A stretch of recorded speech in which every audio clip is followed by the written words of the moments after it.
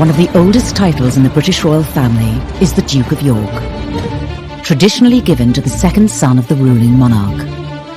Being the youngest son, being the spare, is a really difficult role. There is no job spec. Throughout its 600-year history, the House of York has had more than its fair share of scandal. Dukes of York are ripe for scandal.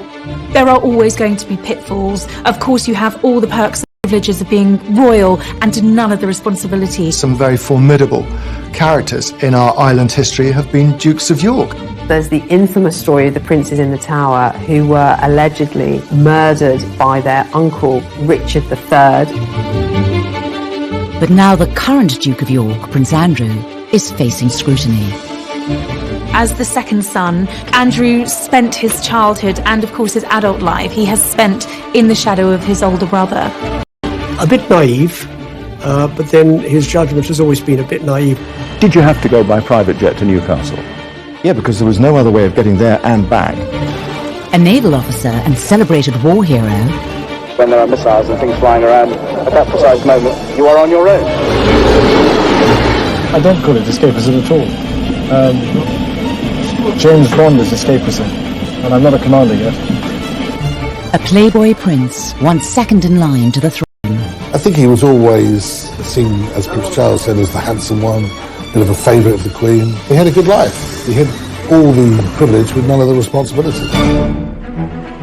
Now caught up in a story that has shocked the world. I think it's fair to say that this is a scandal of an entirely different nature. This is by far the most damaging of allegations. Poor old Prince Andrew, he rarely seems to be out of the papers these days. Prince Andrew, you're going to resign, Prince Andrew. You're an embarrassment, sir. What impact will the current Duke of York have on the future of the monarchy? He's never been far away from controversy, but his connection with Epstein, that ill-fated friendship, has inflicted the greatest damage on his reputation as a member of the royal family. What will this latest scandal mean for the House of York?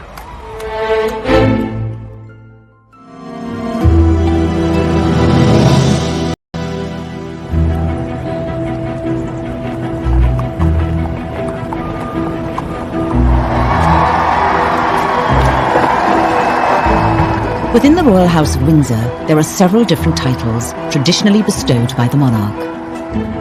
Wales, Cambridge, Sussex, and York. The Duke of York, it's a very noble title. It's traditional. Duke of York, and he's now at the centre of a media frenzy, following the suicide of disgraced financier Jeffrey Epstein. And there is an old saying out there that says, tell me who your friends are and I'll tell you who you are. Prince Andrew certainly isn't the first Duke of York to be at the centre of controversy. When one looks at second sons of monarchs, is that they're a heartbeat away, if you like, from the top role, the top job. Dukes of York have, over the course of history, been rather colourful characters. The title Duke of York goes back to the creation of the House of York in 1385 by Edmund of Langley. For over 80 years, the title was passed down through the male heirs until the House of York became a royal household. In 1461, during the War of the Roses, Edward, Duke of York, seized the British throne and became King Edward IV of England. He gave the title Duke of York to his second son, Richard, a tradition that has continued to this day.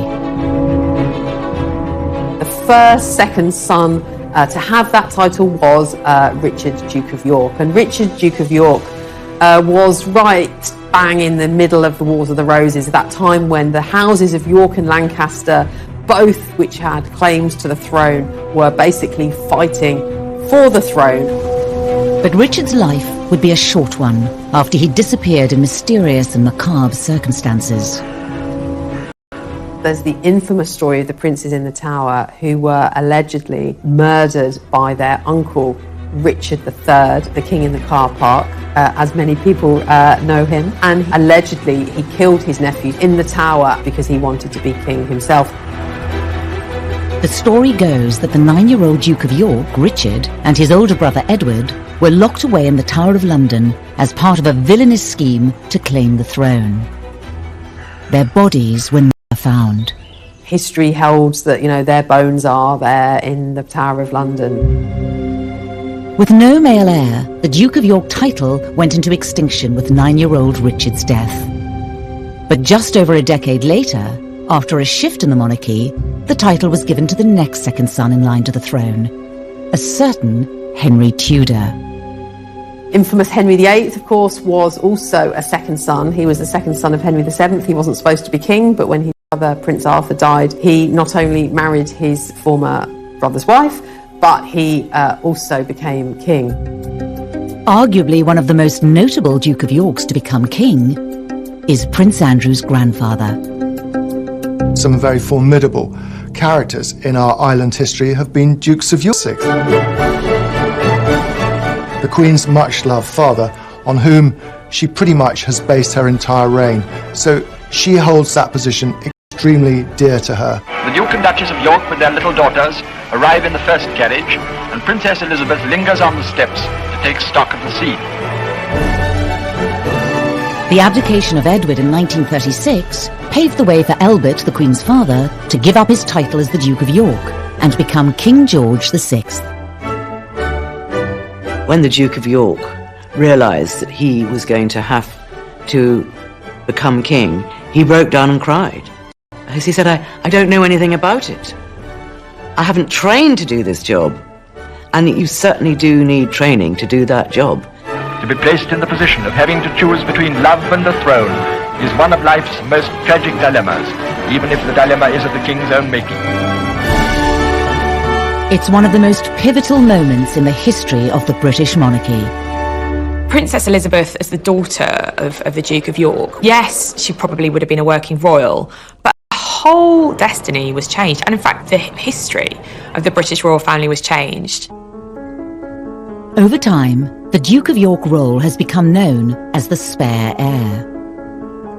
Being the youngest son, being the spare, is a really difficult role. There is no job spec for it. There are always going to be pitfalls. Of course, you have all the perks and privileges of being royal and none of the responsibility. The Dukes of York are really ripe for drama and almost inevitably going to be problematic as they try and find a role for themselves when they don't actually have in their sights the big job, which of course is the crown. One of those titles that goes through the ages, and you try not to live up to a previous one, but eventually something comes up and smacks you in the face. Prince Andrew would not receive his official title of Duke of York until his marriage in 1986. But from birth, he was in the headlines, being the first child born to a reigning monarch for 103 years. Prince Andrew had a very happy childhood. He came 12 years after the Prince of Wales was born, and of course a little bit after Princess Anne was born. The third of 4 children, it was rumoured that he was the Queen's favourite. I suppose some might say that Andrew was spoilt far more than Charles was. I think family friends have certainly told me that he was the favoured son. She had more time for Andrew. He was her golden-haired little angel. It's said this perceived favouritism led to Andrew developing certain characteristics. He was quite cocky. He had a reputation as he grew up at school for being a little bit self-entitled, certainly very aware of who he was, a sense of self-importance. I think he was always seen, as Prince Charles said, as the handsome one, a bit of a favourite of the Queen. He had a good life. He had really all the privilege with none of the responsibility. In 1979, Prince Andrew would find a role for himself when he joined the Royal Navy as a helicopter pilot. Harping Master is on. FCS, Niles, trims, set, lights on. He wanted to make the Navy really his career for life, and he was a diligent young officer, with 1 or 2 exceptions. I mean, he is famously said to have remarked to one senior, very senior naval officer that a senior officer could call him H, being short for HRH. And the senior officer said, "And you can call me sir." And that, again, it gives you an idea of what the young Andrew was like. Basically, what I'm here for is to work the ship up into aviation, and also myself back into the deck. And actually getting back on the deck on a dark night is quite exciting. He was a good naval officer. diligent, hard-working.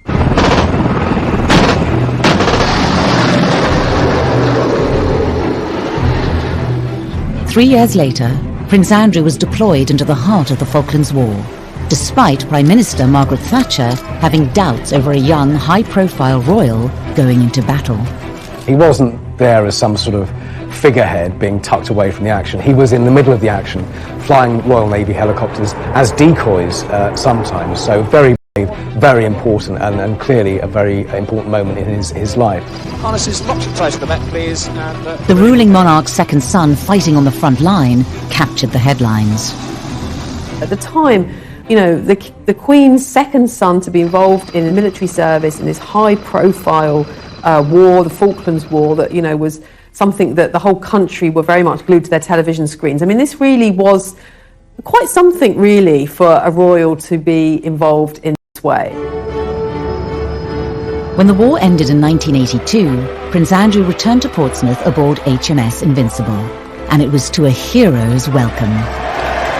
I don't think anyone will forget the images of the war hero Prince coming back from the Falklands, you know, the golden boy of the royal family with the rose between his teeth, and being very much hailed a national hero. When you lie down on the deck and at that moment when there are missiles and things flying around, at that precise moment you're on your own. And that's all there is. At that point, his reputation was probably at its absolute peak. That was, you know, that was Andrew's all-time high. And this was absolutely amazing. It really was. After the Falklands War, you know, he was the golden boy of the British monarchy. Upon his return, the prince's love life would make front-page news. Andrew was blessed with the best looks of the young Windsors, and he liked girls. And girls seem to like him. Most famously, he dated beautiful brunette actress Koo Stark. This was all quite titillating and exciting in terms of who Andrew was dating. And I think fueled that image of him being a bit of a playboy prince. For a long time, people thought they were incredibly well matched. She was a very sexy girl. She shared many interests that Andrew had. And she was sparky, but she knew how to behave, if you like, in royal circles.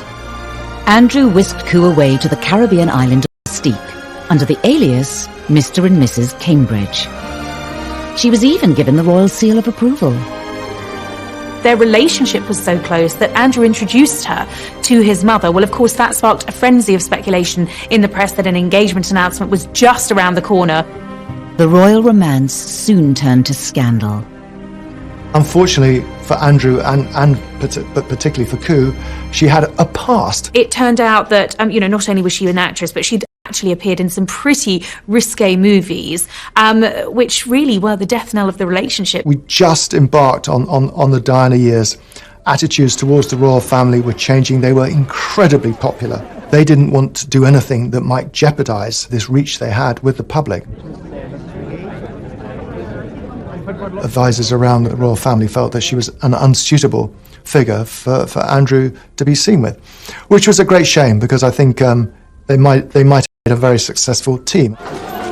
Andrew and Koo eventually split up, and the prince went on to have a string of high-profile relationships. He definitely had a penchant for pretty women. I don't think it necessarily mattered whether they were brunette or blonde. The girls fell for him. Quite a number of girls fell for him, and he had a succession of girlfriends, and in those days there weren't many royals around to write about, and Andrew was ripe for being written about. The media dubbed him Randy Andy. I think the Playboy image was rather good for the royal family. I think it gave them a dose of Hollywood glamour that they were lacking, and it was quite exciting. To some extent, the reputation, the sort of Playboy prince was deserved, but, you know, in the same way that, you know, young royal princes will be young royal princes. The press loved this. You could see that this was, you know, Andrew at his prime. By the mid-1980s, despite a reported Playboy lifestyle and front-page headlines, the future Duke of York was a popular member of the royal family. I think he was brought up to believe that he was terrible. Despite being the spare to the heir, he was going to make a success of this. How then did he become embroiled in one of the royal family's biggest scandals?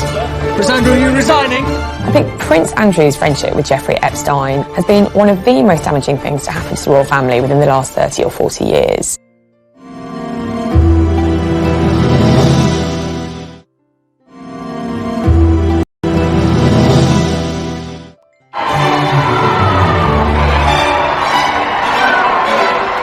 Members of the royal family are often given titles upon marriage, and Prince Andrew was no different. After marrying Sarah Ferguson in 1986, his mother, the Queen, bestowed on him the title Duke of York. With the dukedom came a royal salary of around £300,000 a year. A Royal Duke of York coat of arms with an emblem made up of an English lion, a Scottish unicorn and anchor. And a brand new family home, Sunninghill Park, a 12-bedroom mansion in Surrey. Being the Duke of York, of course, a role that comes with all the perks and privileges, life in a palace, a valet, a butler, his every whim catered for. I mean, Andrew had all of that, a life of luxury, a life of privilege. Connected by title rather than blood, Prince Andrew was now part of a house and lineage dating back over 600 years.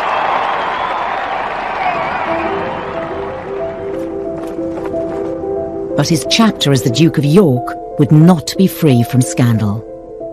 In 1999, Prince Andrew was introduced to Jeffrey Epstein. This acquaintance would go on to result in one of the House of York's biggest controversies. Jeffrey Epstein was a multi-millionaire American hedge fund manager who socialized in the company of rich, powerful men and beautiful women. I think they became friends very quickly. Andrew has always been attracted to rich men and money, and Epstein was, by all accounts, a charismatic fellow. There's one thing in America that trumps cash. It's royalty. Epstein had the cash, Andrew had the cachet, and of course Andrew was a real-life prince. Americans love British royalty.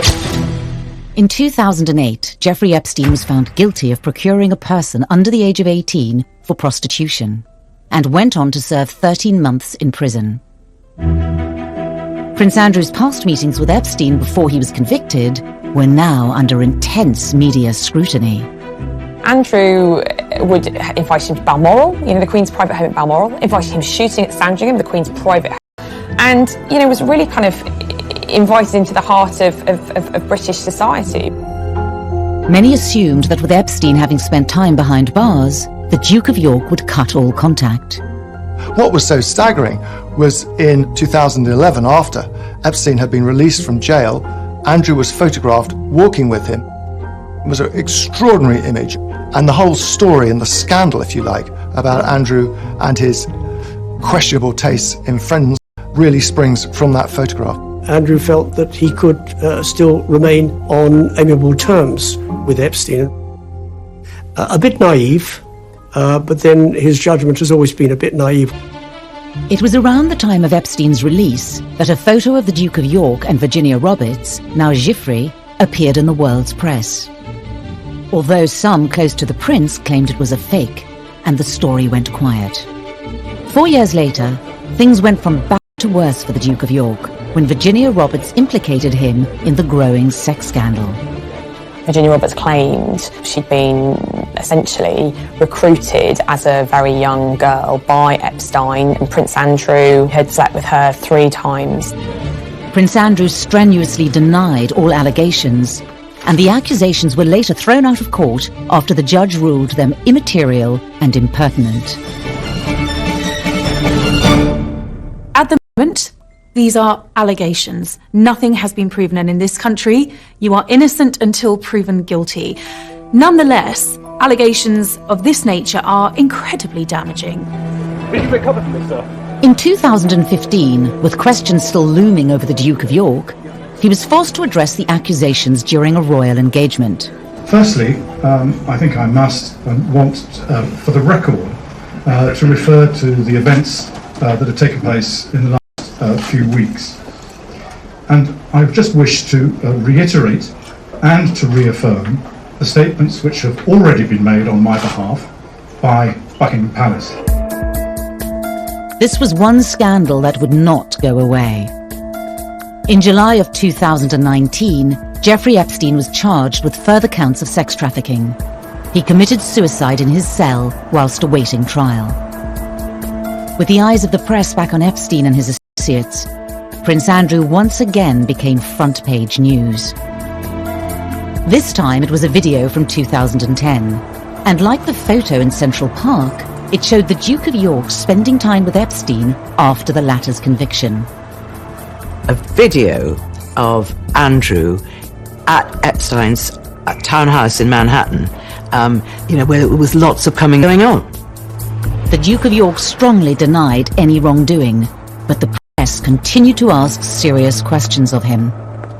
Members of the royal family have to be really careful about the company they keep, and I think that the main charge against Andrew is the company he has kept. He's guilty of one thing, and that's poor judgment, of going to see Epstein after he was convicted. The ultimate lack of judgment is having a friendship with Epstein at all. He sounds like an evil, dreadful pedophile.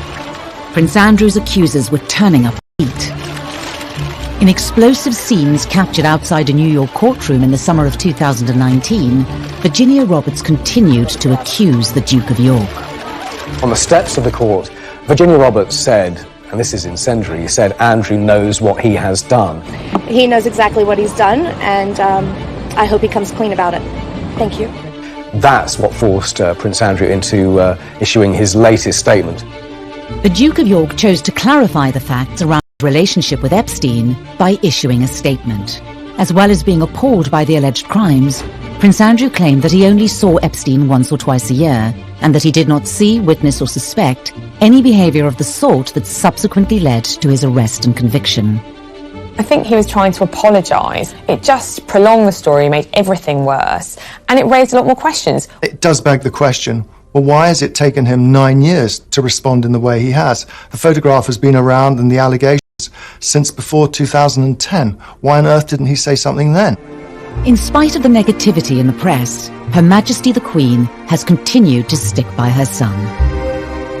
He assured her of this the first time round in 2011, and he assured his mother then that she had nothing to worry about. I was told by a source very close to the family he has her full support. And after this news had broken, the Queen was pictured being driven to church in Scotland with her second son, smiling broadly for the camera.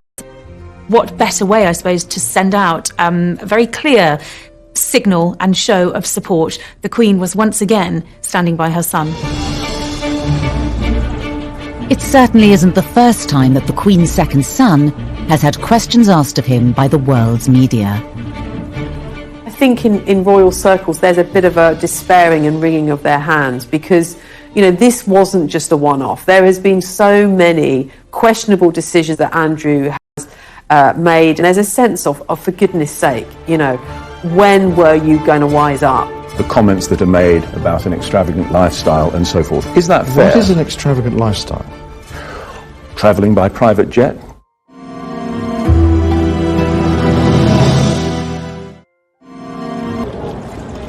In 2019, the Duke of York, Prince Andrew, hit the headlines following the suicide of convicted paedophile Jeffrey Epstein.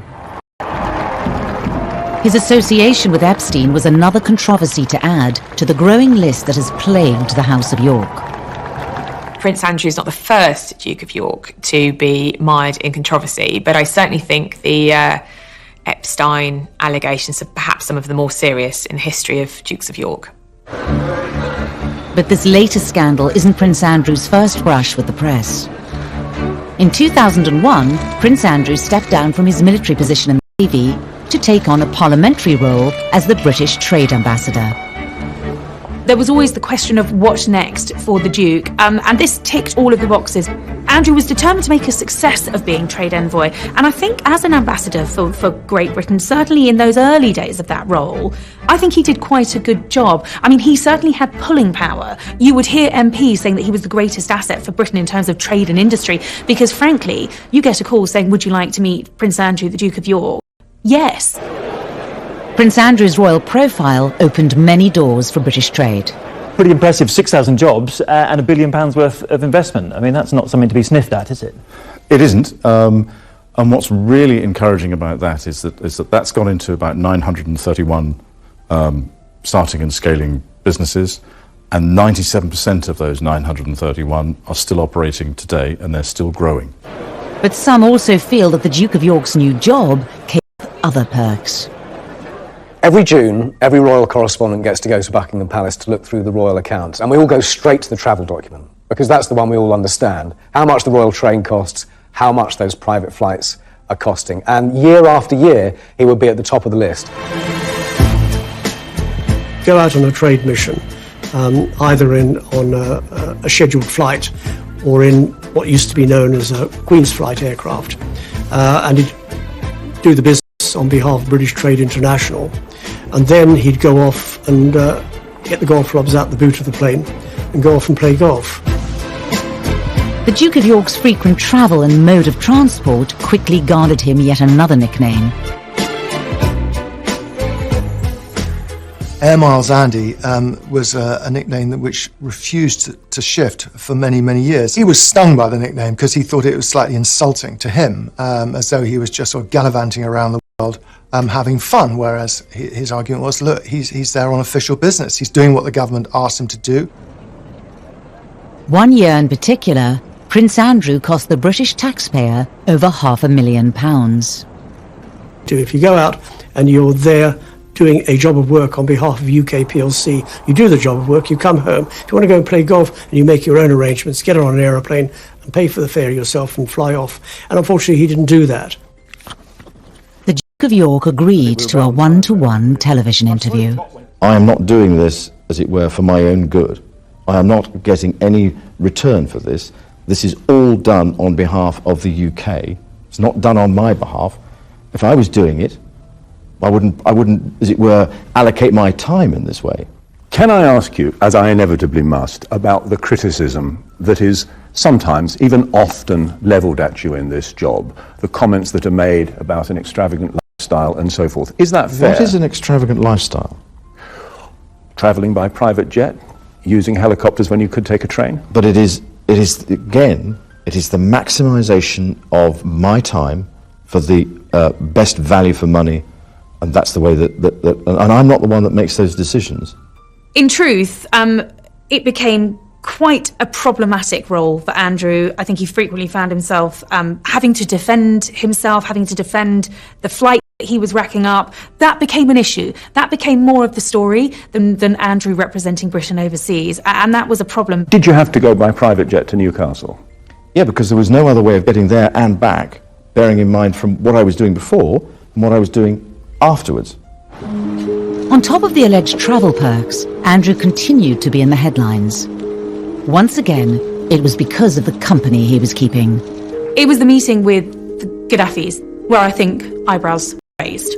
He entertained the ousted former president of Tunisia at Buckingham Palace. The fact that Andrew went out to foster these questionable relationships suggests that perhaps the allure of money, of wealth, of all of these offshore billions was incredibly appealing to Andrew. He's not good at picking his associates. He's not good at picking his, I won't say friends, but acquaintances.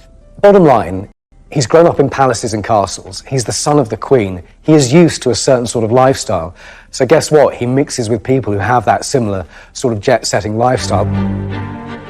Andrew has perhaps been rather naive and not really perhaps understood the kind of, at least the optics of some of what he has done. I think Andrew felt that he had this official role as trade envoy for the UK government and was doing a great job. He's very thin-skinned, and he takes any kind of criticism extremely personally and angrily, in fact. I think the press became less supportive over the years. I think he was on the receiving end of quite a lot of criticism. Was it unfair? I would argue not, because I think some of the decisions Andrew made were bad decisions. Some of the business affiliations were not clever. It was at this moment, with huge pressure mounting on Prince Andrew's job, that the photo with Jeffrey Epstein in Central Park was released, sealing the trade ambassador's fate. He mixed business with pleasure, and if you're going to mix business with pleasure, be very careful about the pleasure that you mix with, and he wasn't. There was MPs who had described Andrew as the most glittering asset for Britain overseas. That was when those MPs then turned on the Duke and said, he's got to go. This is untenable. In 2011, Prince Andrew stepped down from his role as trade ambassador. I think that actually he felt it wasn't guilty of anything, but it was undermining his position as a trade ambassador and embarrassing the Queen and the Queen's government. And I think he felt it would be best if he just stepped aside at that time. And I think that it probably stopped the continual onslaught in the media, and that's probably what was needed.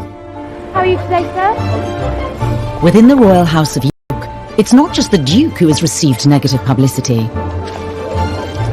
By his side for many years was the Duchess of York, Sarah Ferguson, who was no stranger herself to scandal and controversy. Sarah has a very contagious personality. Andrew was very much drawn to her. It was the ultimate royal fairy tale in many ways, and then it all came unstuck.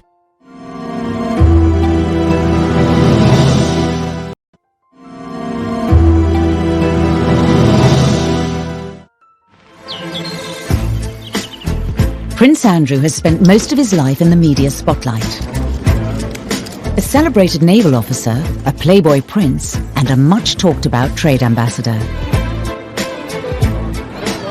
He received his official title from the Queen and became the 11th Duke of York upon marriage. Fergie and Diana were very good friends. And Diana was always trying to find a boyfriend for Fergie. And she came up with the idea of Andrew. Sarah Ferguson was typical jolly hockey sticks, daughter of an army officer, a polo player, skiing all over the Alps in the winter. She was always going to be an interesting addition to the royal family. And on top of that, she and Diana got on really well. Every June, when attending Royal Ascot, the Queen has a house party at Windsor Castle, and on this outgoing, bubbly humour. And she and Andrew apparently got on extremely well, so much so that they were feeding each other profiteroles from the dining room table. It was at lunch, wasn't it? That Yes. we were made to sit next door to each other at lunch at Ascot. Yes, and you made me eat chocolate profiteroles, which I didn't want to eat at all. I then didn't have it, so I got hit. The Queen was delighted. She has always really enjoyed Fergie's company. Fergie's a horsewoman. She loves dogs. She loves country life, and she's fun. She's a really special girl, and the Queen absolutely adored her.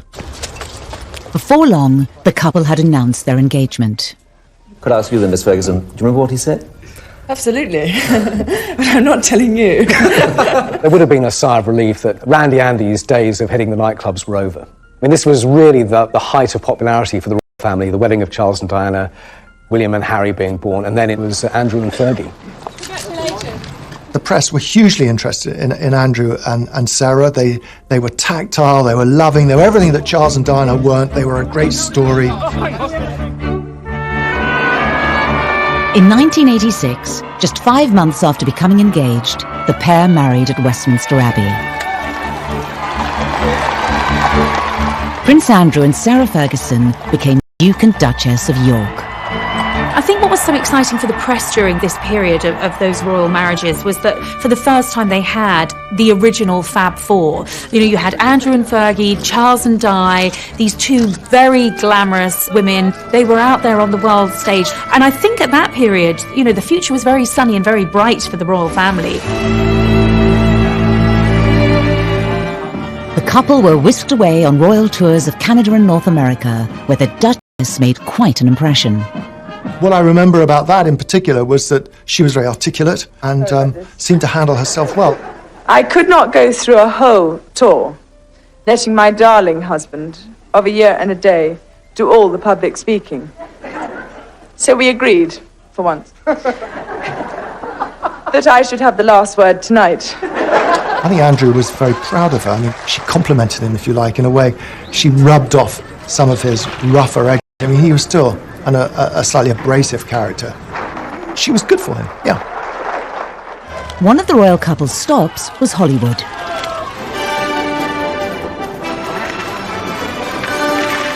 I was on the royal tour when they were in Los Angeles, and they were a huge success. Everybody loved them. At last, I have the turn to talk. All these men around here. Love you! I'll see you later. and had different bows in her hair, and it was all quite over the top. I'm so amazed by Los Angeles and the welcome that you've given us and me. But I never forget that the only reason I'm here is because I'm married to the Duke of York. There was a big reception and all the sort of LA crowd, and Fergie and Andrew really did well there. By 1990, the couple had welcomed 2 children, Beatrice and Eugenie. But cracks were beginning to form in their marriage. Fergie was finding life at the palace extremely difficult. She was being criticised hugely at this stage of her life. She didn't have Prince Andrew at her side because he was away doing his naval duties. So things just really started to break down. Captain. Good evening, sir. It's Red 30 Ranger, 6 miles. As well as the royal tours, Prince Andrew was still serving as a naval officer, spending more and more time away from his family. Captain Roger, yes, thank you very much. As a commanding officer, you can, on occasions, get extremely lonely and isolated if you're not careful. It's terrible. I mean, you're going away and leaving what you love behind. It's a fantastic job. All 3 services, a fantastic job for a single man. It's getting less and less so for a married man. I don't call it escapism at all. James Bond is escapism, and I'm not a commander yet. Sarah was basically a single mother at home with raising 2 children, and it put a huge strain on the relationship. The couple's marriage was under intense media scrutiny. Rumours of affairs began to circulate in the press. Fergie was seeing Steve Wyatt, and it seemed so soon after the marriage, and yet there was already talk that the marriage was in great difficulty. She felt neglected by her own husband. She was being given a really hard time by the press. I think she was incredibly vulnerable. Speculation continued for months until the Duke and Duchess of York were forced to make an announcement. When Andrew and Sarah announced their separation in early 1992, very rapidly she was seen to be involved with a man who was euphemistically described as her financial advisor. A royal separation was only the start of the controversy for the Duke and Duchess of York, after now infamous photos of Sarah Ferguson were released in the media. I was with John Bryan the night the pictures appeared in one of the tabloid newspapers, and I'd gone to his flat with the Daily Mirror, and he phoned Fergie. Of her on a sunbed, and she was having her toes sucked by her financial advisor. These pictures were compromising, they were embarrassing, shameful for Fergie. Things quickly... Để lòng tôi hân hoan vì trời mây, ngày xưa dấu yêu còn đâu.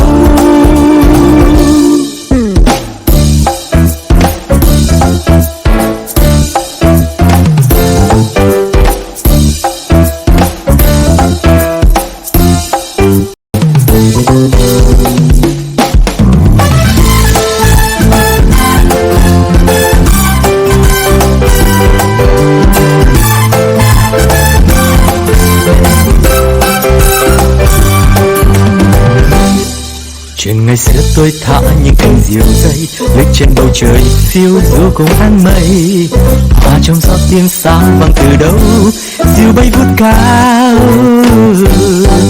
rồi cùng nhau chia phe chơi trốn tìm dưới bóng cây đa già đến sân đình bãi sông làm con sông chu dịch. Went from bad to worse for the Duchess of York.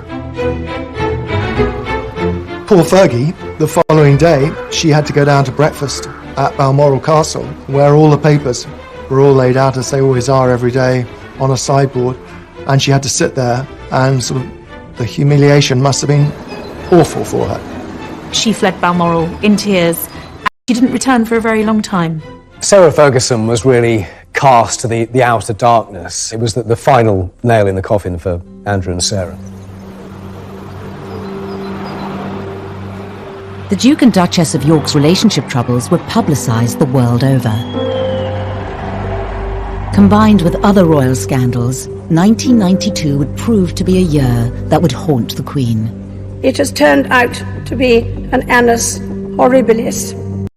I suspect that I'm not alone in thinking it so. The 1990s was a series of disasters, 1992 being the worst year in terms of royal breakups. 3 royal marriages, 3 of the Queen's children separated in 1992. Princess Anne divorced, Andrew and Fergie separated, Charles and Diana separated. Not only were her children's marriages deteriorating, but they were being played out in the press in the most lavish, spectacular fashion. It culminated in that famous speech that she gave in which she described 1992 as her annus horribilis, her horrible year, her worst year, if you like. 4 years later, Sarah Ferguson and Prince Andrew finally divorced. Although no longer considered a royal, she was allowed to retain her title. Would bring an end to the media frenzy circulating the House of York. You know, Diana took millions from her divorce with Charles. Fergie took pretty much nothing. So Fergie is constantly chasing her tail and running out of money, and so she goes to more and more desperate means. She became a bit of a liability to Prince Andrew, and therefore I think he realised, and certainly the royal family would have realised, that, you know, while she still had these debts, she was a massive liability. Despite her divorce from Prince Andrew, in the late 1990s, Sarah Ferguson, the Duchess of York, embarked on an unofficial tour of the United States. She got involved with Weight Watchers. She seemed to be basically doing anything she could to earn a living, make some money. She had huge debts. She would spill her thoughts or her emotions in front of anybody who would listen to her. She became a kind of darling on the Oprah Winfrey kind of circuit in America. And this was exactly what a royal, even a sort of ex-royal, should not be doing. And she really did cause embarrassment to the royal family. Andrew also found himself back in the headlines after he sold the marital home, Sunninghill Park in Surrey. The 12-bedroom country residence had been a gift from Her Majesty the Queen. He wanted to get it off his hands, and it was on the market and wasn't selling. And then, lo and behold, it was bought by one of the contacts he'd made through his travels, the son-in-law of the then president of Kazakhstan. And this generous individual not only bought the house, but he bought it for £3 million more than the asking price. It provoked many questions as to why. The answer has never satisfactorily been given. At the time, a spokesman for Prince Andrew said there was never any arrangement or impropriety, and that £12 million was a guide price, not an asking price. In 2010, rumours of bankruptcy for Sarah Ferguson began circulating in the press. And the Duchess of York became part of a huge sting from the news of the world, as seen here in a secret video recording. If we want to do a big deal with Andrew, then that is ridiculous. I do want, of course. Okay, of course. So you fight on the power. The fake shake for the news of the world got lots of exclusives, filming people agreeing to stuff or taking money, and the cash for access story with Fergie was incredibly damaging. It was another black mark against her. And then you meet Andrew. In the video, she is seen talking to the now discredited fake sheikh, offering access to Prince Andrew for £500,000. No one was surprised when she found herself a victim of a pretty unpleasant newspaper sting, and they got her on film boasting that she could get actually embarrassing once again for the royals. The Duchess of York has said she was devastated by the news of the world sting, and that it was a serious lapse in judgment. She also later added that she felt tricked. Sarah Ferguson's reported financial difficulties would see a return of Jeffrey Epstein. In 2011, the Duchess of York admitted to accepting £15,000 from Epstein to help pay off her debts. One of the other complications to the story of Epstein and Andrew is the fact that the Duchess of York herself was acquainted with Epstein, and indeed he lent her money for the infamous debts that she had after her divorce to Andrew. Epstein was among a number of rich men who helped to bail her out. A bad choice, and I think the Duchess has since recognised that she should not have accepted money from him. Sarah Ferguson later said she had made a gigantic error of judgment. It all just is very, very, very unfortunate, and it's again this kind of lingering bad taste that Epstein has brought to the royal family's reputation in regard to both Andrew and Sarah. Despite all the controversy, over the years, Prince Andrew and the Duchess of York remained close. What I find remarkable is that despite all of the scandal, you know, the debt, the controversies, Andrew and Sarah have remained the best of friends. With the whole Epstein affair, Fergie has absolutely kind of stood by her man. I think she's been the one who's been in scrapes before, and Andrew's always stood by her. He's never thrown her to the wolves. He's always looked after her financially, emotionally. And I think this time she felt able to repay a lot of that debt. With the Epstein scandal showing no signs of disappearing, and Prince Charles set to one day take the throne, what does the future hold for the Duke of York and his family?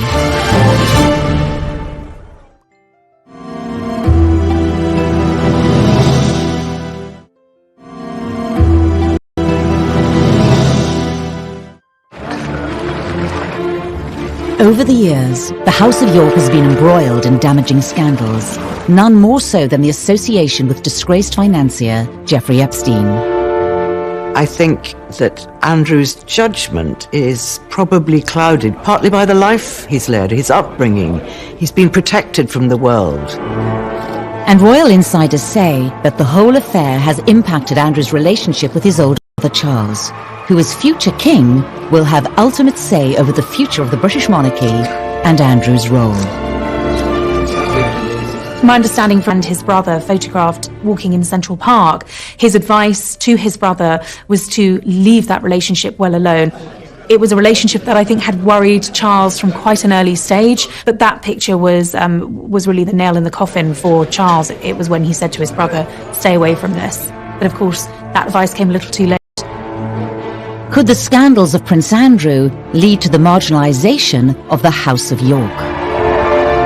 There is a battle going on right now behind the railings of royal palaces about the future size of the British monarchy, about slimming it down, about getting rid of the minor royals from the public funding and so on. There was a glimpse of the new potential slimmed-down monarchy at the Queen's Diamond Jubilee in 2012. The Duke of York and his two daughters, Princesses Beatrice and Eugenie, were noticeably absent, further fueling speculation that Prince Charles was beginning to sideline the House of York. Andrew and his family not being invited to appear on the balcony at Buckingham Palace for the Queen's Jubilee was really significant because it was a real statement of intent by Prince Charles. This was the future of the royal family. William, Harry, Kate, Charles, Camilla, the Queen. Andrew and Eugenie and Beatrice were nowhere to be seen. And Andrew very much felt the snub, but Charles was proclaiming it very publicly by saying this is the current monarch, this is the future monarch, and this is the future of the royal family in a very, very public way. And it was like, no, Andrew. It's the Magnificent Seven, as they then were. That's Charles's vision of a modern monarchy. It's not a balcony stuffed full of 20 or 30 people. Andrew's not stupid. He's noticed that, and he is absolutely campaigning for a future role, a bigger role for Eugenie and Beatrice. We'd like to officially declare the Teenage Campus Board open. Now this has provoked an enormous conflict, largely between Prince Andrew and his brother Prince Charles. It's Charles who is driving this idea of a slimmed-down monarchy, and it has been from Charles's side of the argument that Beatrice and Eugenie should perhaps be pushed out of the limelight. As well as criticism levelled at the Duke and Duchess of York, their daughters, Princesses Beatrice and Eugenie, have also over the years been criticised by the press. In particular, their cost to the taxpayer.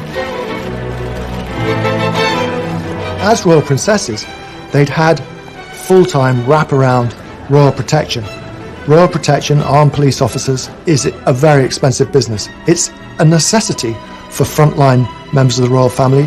But where the public began to question the costs involved in security were particularly Travelling all over the world on exotic holidays. Why should we pay police protection? Which is quite right. And it's like, well, why are we paying for this when she's not going to be a future working royal? And so Andrew, under a lot of public scrutiny, was forced to pay for it himself.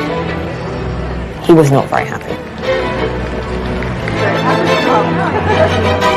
Money was stopped in 2000. 2011 to pay for all these police protection officers for both girls, and then they lost the sovereign grant, which meant they would not get money paid out of the sovereign's purse because they weren't going to do royal duties. It was decided that the working members of the royal family would be limited to the 4 children of the Queen and then Charles's children, the heirs' children, because it was decided that we didn't want to have too big a drain on the sovereign grant. But Andrew wanted both his daughters to be working royals. I think he wanted the status for them.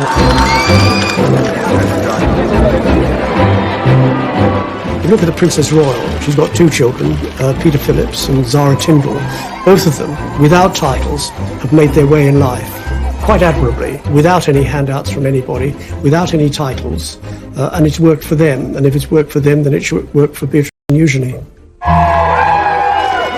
In 2018, Princess Eugenie married her long-term boyfriend, Jack Brooksbank, amid all the pomp and ceremony of a royal wedding, the scale of which many believed was Prince Andrew's way of putting his family back into the royal limelight. There was criticism over Eugenie's wedding. It was paid for privately, and yet, there was still questions asked over whether it was absolutely necessary to have 2 wedding dresses, 3 days of parties. And I think for the Yorks, it's hard for them to escape that sort of controversy because they have been known for their exuberant spending over the years. Prince Andrew, becomes very grand and royal, and he makes things happen. You want to get married in St George's Chapel? You'll get married in St George's Chapel. You want the biggest party the world has ever seen in my back garden? You'll have it. Andrew was at pains to point out that this was a bigger wedding than Harry and Meghan's, and that they'd invited more people to fill St George's Chapel. Of course, that was the same place that Harry and Meghan got married a couple of months earlier, because Jack and Eugenie had so many friends, so more people had to come. Eugenie had 3 days of parties. It was almost Andrew saying, yeah, Meghan and Harry, whatever you can do, I can do better. And with Beatrice's recent engagement to Italian property tycoon Edoardo Mapelli Mozzi, and it was rumoured in the press that Prince Andrew was keen for his daughter's husbands to have royal titles, something the Duke of York denied.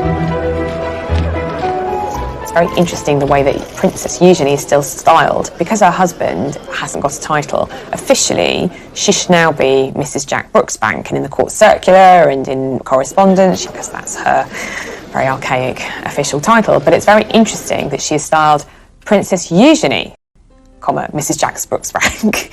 So I think that was very much a sign from Prince Andrew that his daughter should be remembered, that she's still a princess. Despite Prince Andrew's best efforts to keep the House of York front and centre, what will the Epstein scandal mean for the Duke of York?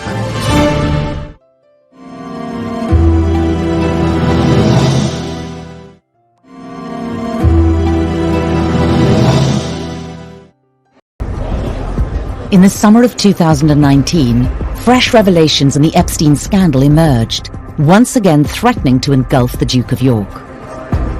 Did you recover for me, sir? He's never been far away from controversy, but his connection with Epstein, that ill-fated friendship, the Epstein connection, has inflicted the greatest damage on his reputation as a member of the royal family. In July, federal prosecutors filed new charges and once again arrested Jeffrey Epstein. Prince Andrew's continued friendship with Epstein was once more called into question.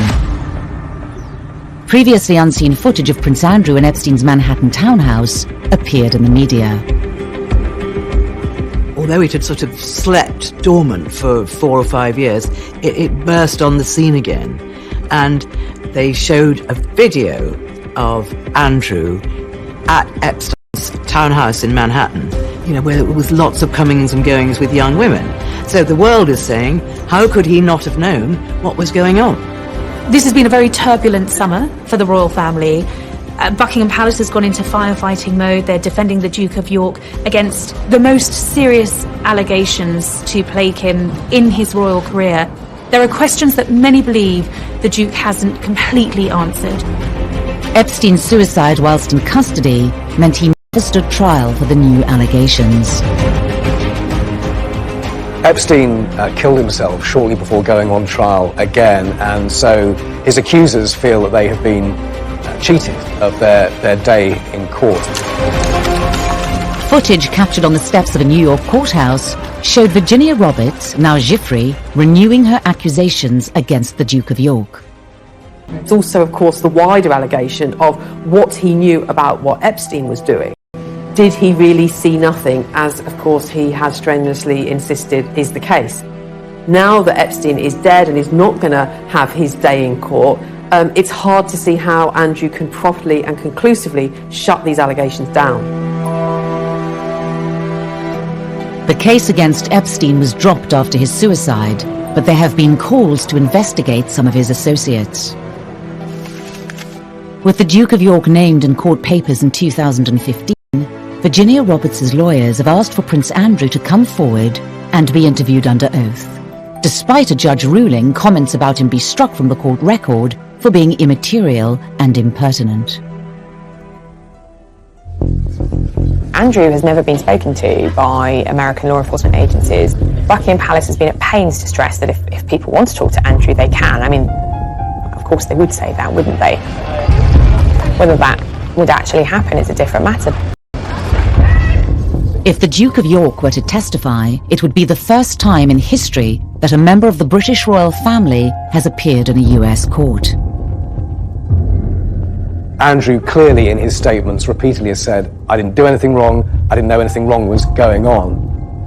The statement hasn't appeased the various Epstein victims in America, and in particular one has said that Andrew knows what he has done, and the lawyer is calling for Andrew to go to the US to testify. Virginia Roberts gave a televised interview to American television program Dateline for NBC. It was a program watched by millions, in which she further detailed her alleged interactions with Prince Andrew. The first time in London, I was so young.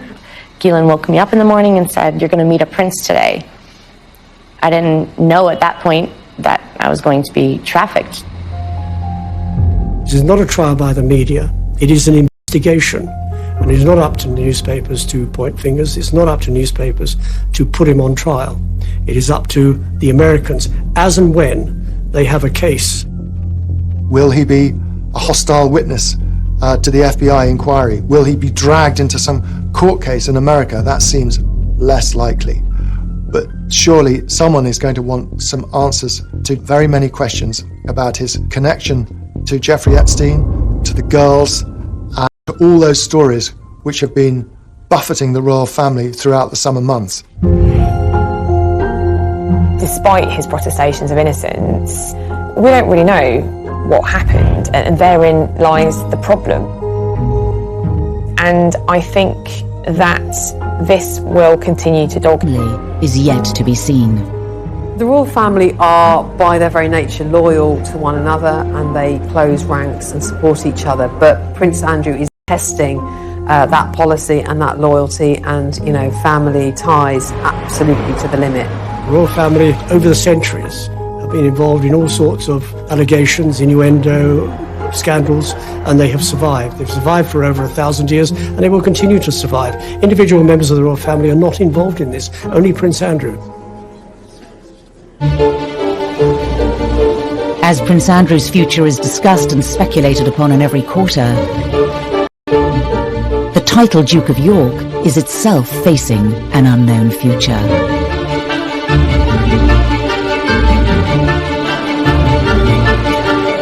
Because Prince Andrew has no male heirs, the title is due to end.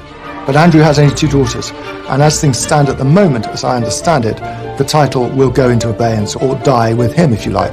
And then it'll be up to another monarch, Prince William, who has 2 sons, and he could give his son, Louis, the title Duke of York when he comes to the throne. Currently 8th in line to the throne, questions remain over Prince Andrew's future and that of the royal house of York.